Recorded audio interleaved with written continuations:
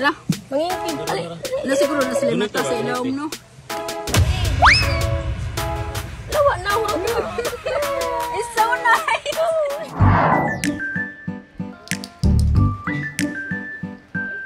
Ito mga igat.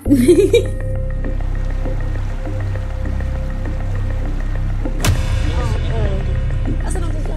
Dila. Hala siguro na sila mata sa ilawom, no?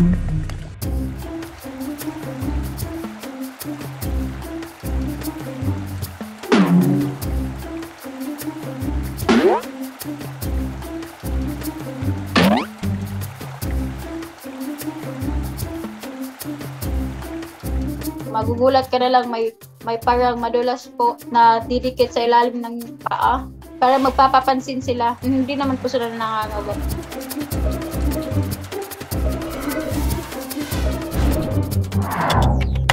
A day in my life as a workout. Nalito sa tabang. Oh, for this video guys!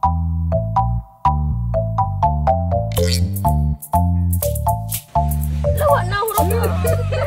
It's so nice!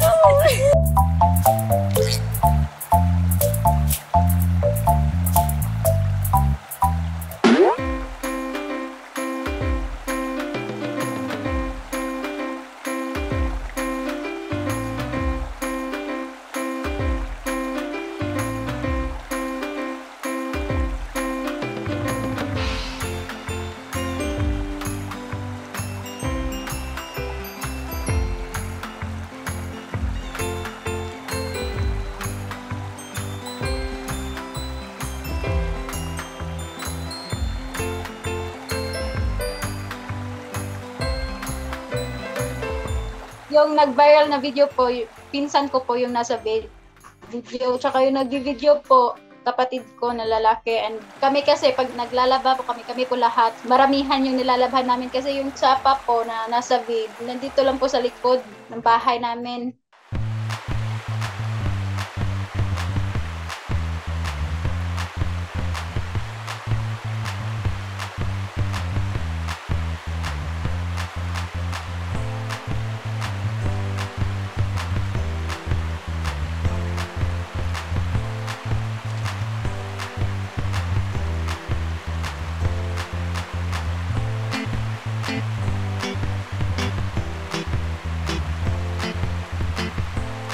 First time ko po, na-amaze po talaga ako. Pero nung kalaunan na parang nasanay na po din sa kanila ba, pag nandyan sila, lumalangoy-langoy, pag minsan nagugutom, parang wala na lang sa amin.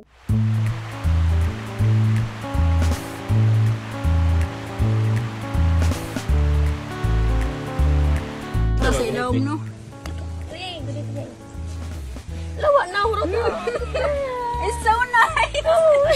Yung ibang tao po, pag pumupunta, sila lang po yung pinupuntahan nila ba. Minsan pumupunta sila doon para makita lang yung kasili, yung ikat. Kasili tawag sa amin.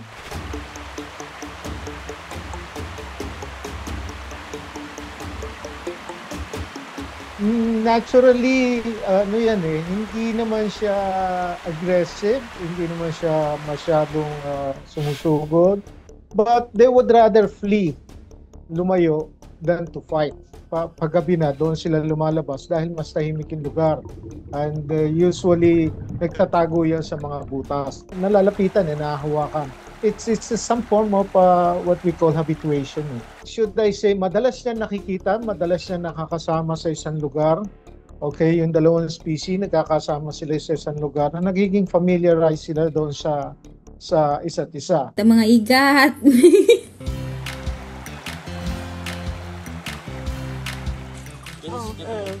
Asa nang gusto? Dila. Hala siguro na sila mata sa ilawom, no?